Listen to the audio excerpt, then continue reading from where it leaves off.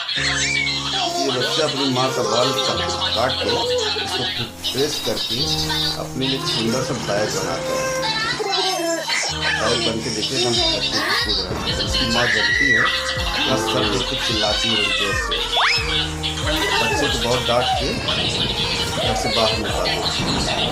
उसके शिकारी कुत्ता उसके ऊपर अटैक कर देता है। बच्चा